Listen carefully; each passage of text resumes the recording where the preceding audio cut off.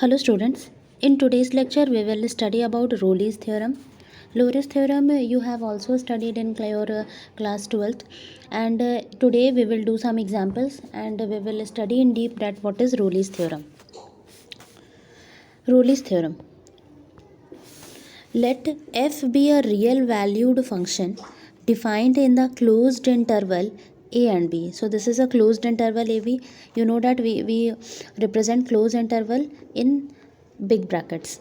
Now f is a real valued function, means f will consist only real values.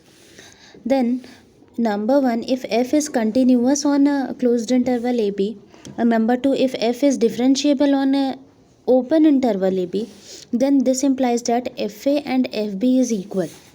Then there exists a real number c in the open interval ab such that f dash c is equal to 0. This is known as Rayleigh's theorem. Okay, so what is the criteria? First, if F is continuous, अगर आपका F continuous है ए B में और F is differentiable है open interval ए B में, और F A और F B जो है वो क्या है आपस में, एफ ए और एफ बी आपस में इक्वल है. देखो पहला आपका एफ कंटिन्यूस होना चाहिए ए बी पे.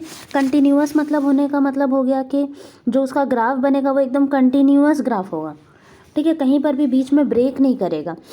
और दूसरी बात क्या कि F is differentiable on open interval A B. Open interval A B में अगर वो डिफरेंशिएबल है और एफ ए और एफ बी आपस में इक्वल है, then there exist a real number c. जब ये तीन कंडीशन सेटिस्फाई होगा तब एक रियल नंबर सी एग्जिस्ट करेगा. कहाँ पे? ओपन इंटरवल ए बी पे, सच डैट उसका डिफरेंशिएशन अगर हम लोग एफ डैश सी करेंगे तो वो मेरा किसके बराबर आ जाएगा? 0 के बराबर आ जाएगा. ठीक है, तो यहाँ पे ये देखो कि if f is equal to c where c is a constant, then f dash x is equal to 0 हो जाएगा. यही हमारा था. तो नाउ यहाँ पे आप देखोगे, now consider the case when f is not a constant function.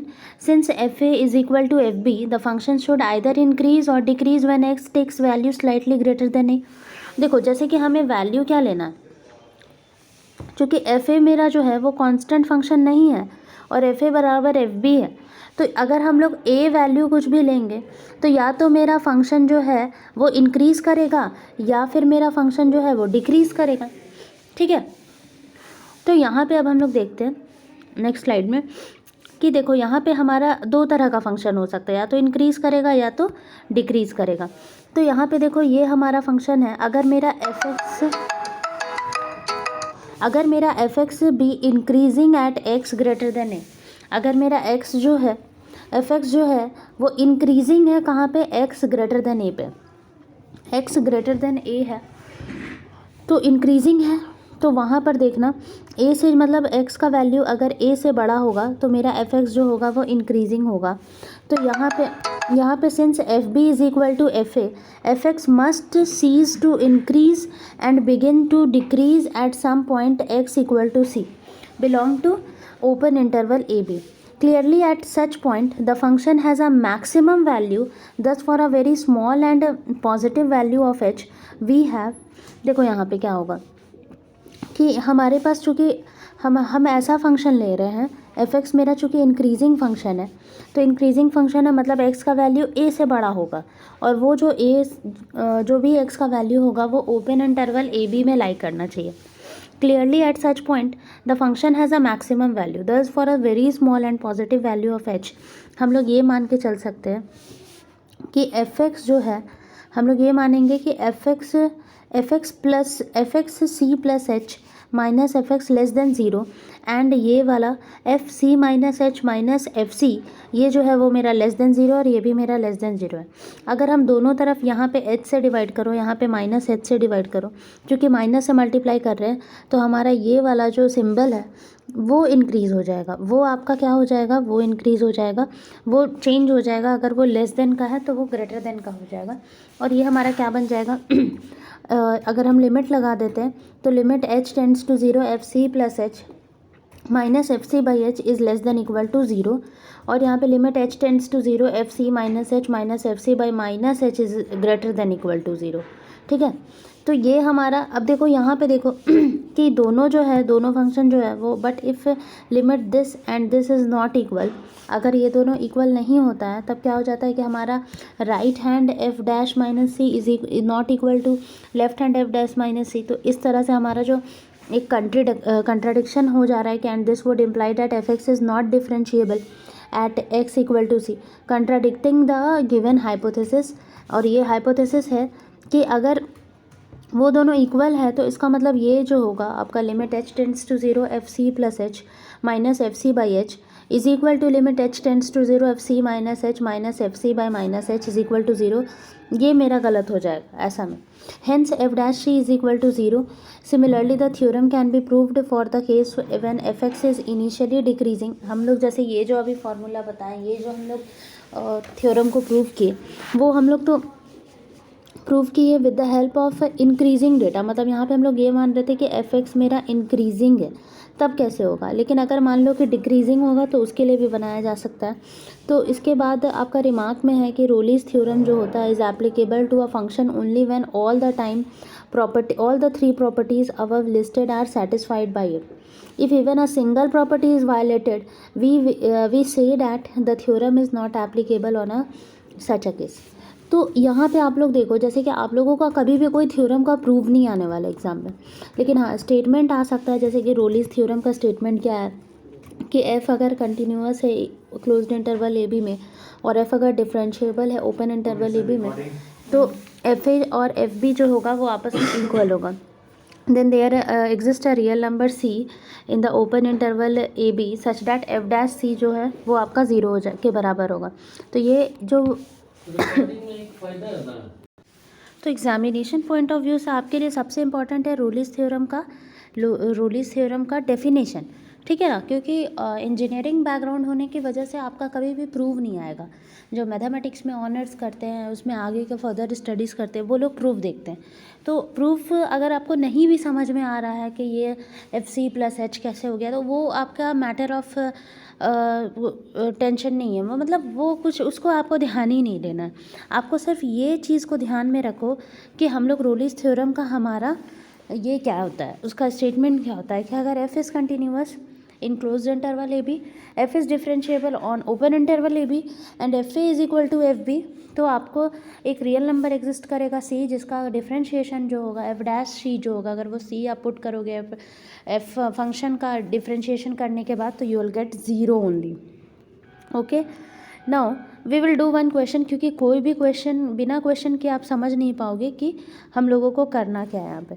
Verify Rolle's theorem for the function f x is equal to x cube minus 6x square plus 11x minus 6 in the interval 1 and 3। 1 और 3 में आपको क्या करना है, verify करना है रोलीज theorem को। Interval हमको दिया हुआ है, तो देखो हमें तीन कंडीशन देखना होता था। पहला कंडीशन हमें ये चेक करना है कि क्या मेरा एफ एक्स जो है वो कंटिन्यूअस है इन क्लोज्ड इंटरवल में। जैसे ही क्लोज्ड इंटरवल में, तो ठीक है। Second, f x is equal to this which clearly exist for all values of x belong to this. तो इसका मतलब अगर वो देखो यहाँ पे देखो, अगर आप x के जगह पे कुछ भी वैल्यू डालो, जैसे कि हम कुछ भी बता रहे हैं, x के जगह पे आप 1 से 3 के वैल्यू में कुछ भी वैल्यू डालो तो वो एग्जिस्ट करेगा ही। ऐसा नहीं कि नॉट एग्जिस्टेबल हमको कुछ वैल्यू मिल जाएगा। आप 2 डालो तो 2 का क्यूब 8, 8 माइनस 24 प्लस 22 माइनस 6, मतलब आपको कुछ ना कुछ वैल्यूज़ मिलते चला जाएगा, ठीक है। तो वही बोल रहा है कि यहाँ पर तो हमारा क्या होगा कि if F x being a polynomial function है, तो वो पॉलिनॉमियल फंक्शन हमेशा से कंटिन्यूअस होता है। जब आप लोग कंटिन्यूटी पढ़े होगे क्लास 11th में, तो आप वहाँ पे भी पढ़े होगे कि जब जो भी पॉलिनॉमियल फंक्शन होता है वो हमारा कंटिन्यूअस होता है, तो वो 1 और 3 इंटरवल में भी कंटिन्यूअस होगा। अब इसका अगर आप डिफ्रेंशिएशन करो, 3x क्यूब का डिफ्रेंशिएशन क्या होगा, 3x square minus 6 into 2 12x plus 11, ये होगा डिफ्रेंशिएशन। इसका डिफ्रेंशिएशन करने के बाद जो वैल्यू आया, ठीक है, वो भी मेरा एग्जिस्ट करेगा सारे वैल्यूज़ 1 और 2 3 के लिए। तो इसका मतलब F x is differentiable on open interval 1 and 3। तो ये क्वेश्चन से समझो, ठीक है। अब देखो हम लोग क्या करेंगे, दूसरा है कि एक सी एग्जिस्ट करेगा जैसे कि F1 जो है वो आपका इक्वल होगा, अगर यहाँ पे हम चूँकि 1 पुट कर रहे हैं, क्यों 1 पुट कर रहे हैं, क्योंकि मेरे पास इंटरवल है 1 और 3, तो हम FA और FB को चेक कर रहे हैं कि क्या मेरा दोनों इक्वल आ रहा है कि नहीं।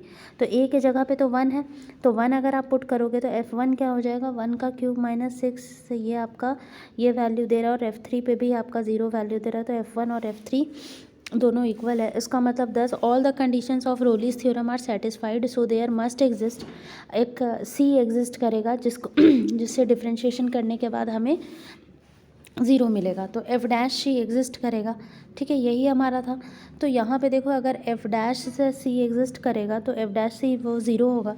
मतलब कि देखो एफ डैश सी मतलब कि हमारा कौन सा वैल्यू, एफ डैश एक्स का वैल्यू ये है, तो अगर एक्स के जगह पे सी रख देंगे तो 3c² माइनस 12c प्लस 11 आ जाएगा। अब देखो ये क्वाड्रेटिक इक्वेशन है, क्वाड्रेटिक इक्वेशन है तो सी का वैल्यू हम लोग निकाल सकते हैं विद द हेल्प ऑफ जो आप लोग क्लास 10th में पढ़े थे, क्या था formula, minus b plus minus root over b² minus 4ac by 2a, यही फार्मूला था ना। तो ये फार्मूला को यूज़ करके यू विल गेट सी का वैल्यू दिस। तो इस तरह से हमारा रोलीज थ्योरम वेरीफाई हो गया।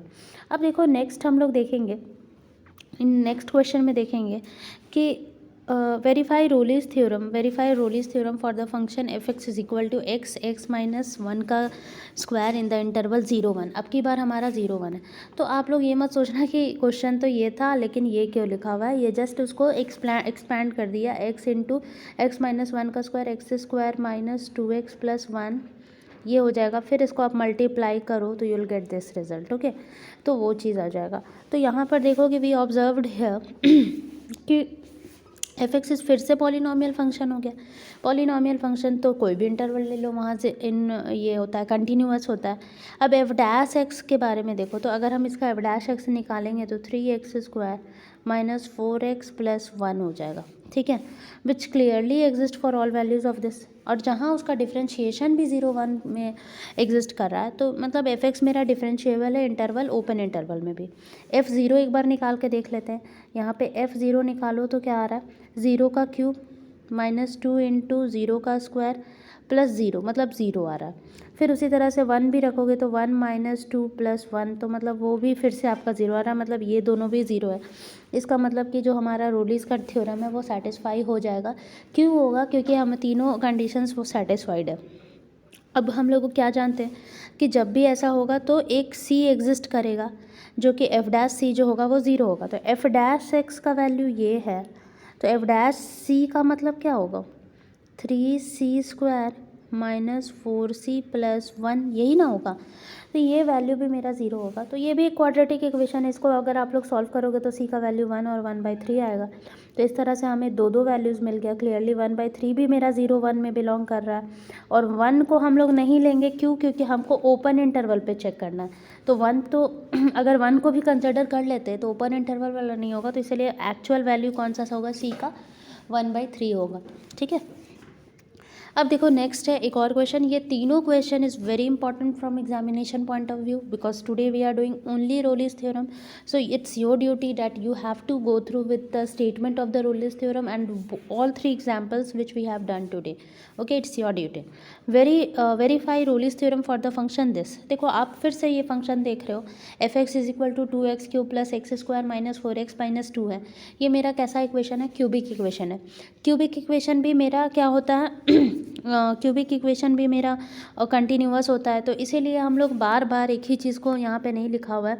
यहाँ पे देखो, since a polynomial function is everywhere continuous and differentiable, तो आप चाहो तो जैसे प्रीवियस एग्जांपल्स में ऐसा मेंशन कर रहा था, आप लोग वो काम भी कर सकते हो, ऐसा नहीं है कि नहीं कर सकते हो। जैसे प्रीवियस एग्जांपल में 1 2 3 ऐसा पॉइंट दे के उसको मेंशन कर रहा था, तो आप लोग ये भी काम कर सकते हो। लेकिन अगर आपको मन है कि इसको हम डायरेक्टली लिख दें, क्योंकि बार बार हम लोग चूँकि जितना भी क्वेश्चन किए वो सारे हम लोग क्वेश्चंस कर रहे हैं पॉलिनॉमियल्स पे, तो पॉलिनॉमियल तो मेरा कंटिन्यूअस भी होता है प्लस डिफरेंशिएबल होता है, इसीलिए इसमें आपको ज़्यादा कुछ वेरीफाई करने का ज़रूरत ही नहीं है, डायरेक्ट आपको सी का वैल्यू निकालना है। तो देखो, differentiable everywhere as well as differentiable on the every interval, so identify the interval of the equation f x is equal to 0। ठीक है, तो चूंकि यहाँ पे इंटरवल नहीं दिया हुआ है तो इंटरवल हम लोगों को सबसे पहले निकालना होगा। देखो पहले हर बार इंटरवल देता था कि 1 से 3 है, 0 से 1 है, लेकिन इस बार इंटरवल ही नहीं दिया। तो देखो हम लोगों को क्या करना होगा, now f x equal to 0। तो एफ एक्स अगर 0 है तो 2x³ + x² - 4x - 2 equal to 0। तो इसको अगर आप सॉल्व करोगे तो you will get this is equal to 0। तो x² इक्वल टू 2 और x इक्वल टू -1/2। तो x इज इक्वल टू √2 और x इक्वल टू -√2 और x इक्वल टू -1/2। तो हमारे पास इंटरवल क्या बन रहा है, देखो यहाँ पर अगर गौर से देखो तो -1/2 का वैल्यू क्या हो रहा है -0.5। √2 का वैल्यू क्या होता है 1.414। तो -1.414 यहाँ पे ये, और ये वाला जो वैल्यू है +1.414, यही दोनों के बीच में आपका -0.5 भी आ जा रहा है। इसका मतलब मेरा ओवरऑल अगर आप देखा जाए तो इंटरवल क्या बनेगा -√2 से लेकर √2 तक। तो अब देखो, अब ये वाला पे चेक करो कि -√2 पे क्या होगा।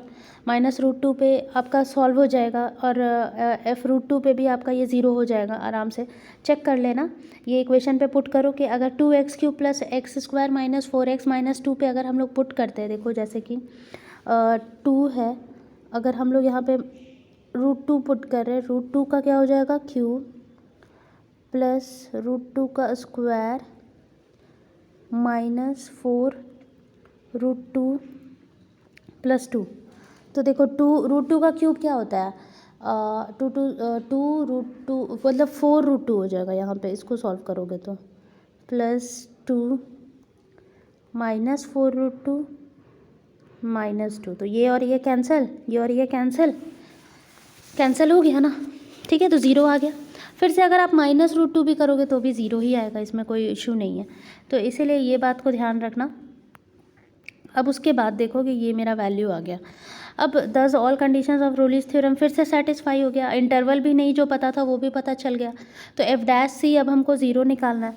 तो f' मेरे पास ये है। अगर आप इसका डिफ्रेंशिएशन करो तो क्या आपको मिलेगा, इसका डिफ्रेंशिएशन अगर हम करते हैं इसका, तो हमें देखो क्या मिलता है इसका अगर हम डिफ्रेंशिएशन करेंगे तो ये चूँकि 2x³ है तो हमें 2x³ का जो डिफ्रेंशिएशन है वो मिल जाएगा 3 × 2x², मतलब कि 6x² + 2x - 4, ऐसा डिफ्रेंशिएशन मिल जाएगा, ठीक है ना। तो वही चीज़ यहाँ पे लिखा हुआ है। तो एक चीज़ आप लोग और गौर करो कि ये मेरा वैल्यू आ जाएगा तो f' मेरा क्या हो जाएगा 0 हो जाएगा, f' जो है वो 0 हो जाएगा। तो ऐसे केस में हम अगर हम इसको सॉल्व करते हैं तो हमारे पास क्या वैल्यू आता है,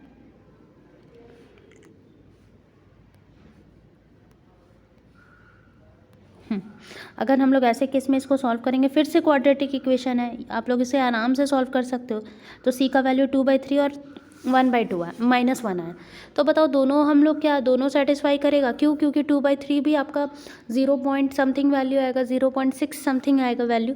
तो 0.6 भी इसके अंदर ही लाई कर रहा है और -1 भी इसके अंदर ही लाई कर रहा है। तो रोलिस थ्योरम इज़ वेरीफाइड, ठीक है। तो यही है ओवरऑल आज का रोलिस थ्योरम। होप आप लोगों को समझ में आया होगा, और अगर फिर भी कुछ डाउट होता है तो जब भी लाइव क्लास होगा तो एक बार आप उसे क्लियर आउट कर लोगे। तो ये रोलिस थ्योरम है। इसके बाद हम लोग Lagrange's theorem, Lagrange's mean value theorem पढ़ेंगे। तो ये दोनों ही टॉपिक ऐसे हैं जो कि आप लोग पहले भी पढ़ चुके हो। तो एक बार फिर से देख लो, सारे एग्जाम्पल्स को कॉपी में सॉल्व कर लो, और अगर कुछ भी डाउट होगा तो नेक्स्ट लाइव सेशन में you can ask me. Thank you.